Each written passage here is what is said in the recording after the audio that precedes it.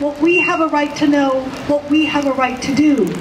So this switchover of who's transparent and who's sovereign is dire for our democracy. And this is one component of that. The simple fact that it would appear we've got a problem doing the bare minimum to call ourselves a democracy, which is to have free and fair elections. Apparently we have a problem. Obviously we have to investigate, and obviously the investigatory body needs a budget. So the problem that we have here, as I say, is just the tip of the iceberg. Think of the things we've seen before this. Have we heard of election fraud before? Yes, we have. We've heard that poor people who don't have proper identification are perpetrating election fraud.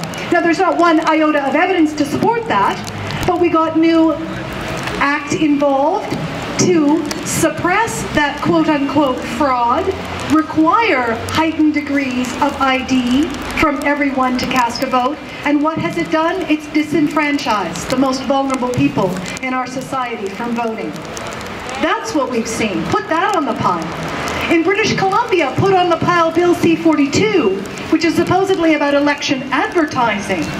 But it is a place where we see politicians talking about the ceiling for what we won't allow people to exceed in terms of the money that they're going to spend on an election. But it has no basement. If you spend 2 cents photocopying a brochure to hand in your neighborhood at the local market, you suddenly are supposed to register as an election advertiser, for crike.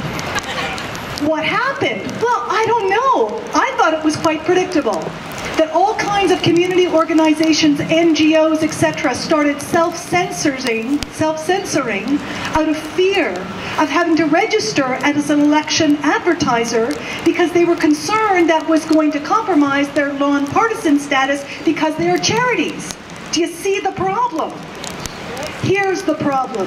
We're having a harder and harder time having people be part of the government like a democracy would have.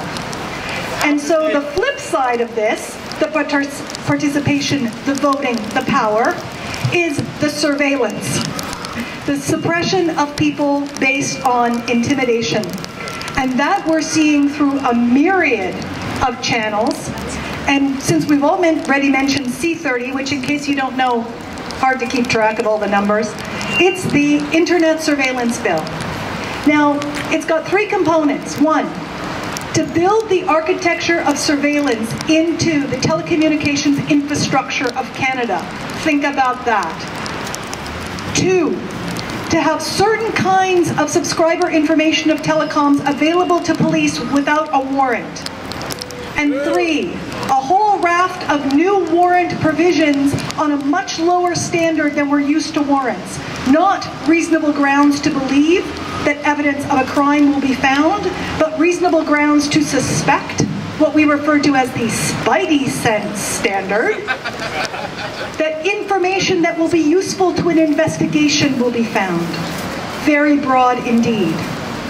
And when we talk about these surveillance bills, we have to be very clear that we're not dealing only with police. These are tools for intelligence.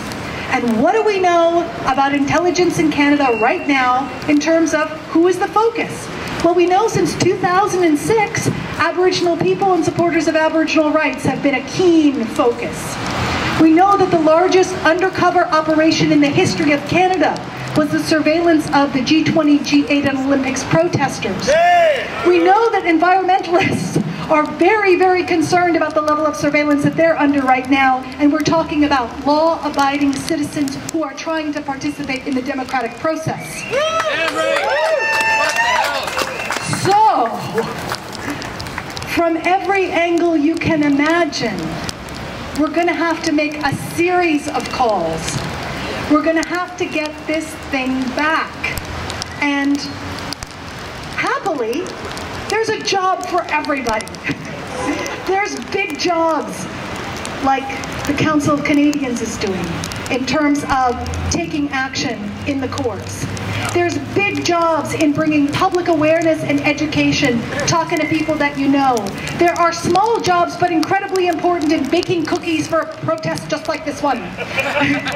These are important jobs too. Thank you so much for coming out here. Thank you for caring. This is going to be a big, big fight, you get the sense, because it's coming from a whole myriad of places. And the fear that we have is that the size of the job, because it is so many things, it's surveillance in terms of new police powers and lower warrant standards and election fraud and concerns about the ability to participate in government. Please help your family and your friends and your loved ones not become paralyzed by the freaking size of this thing. Take the chunk you can. Support the groups that are trying to help.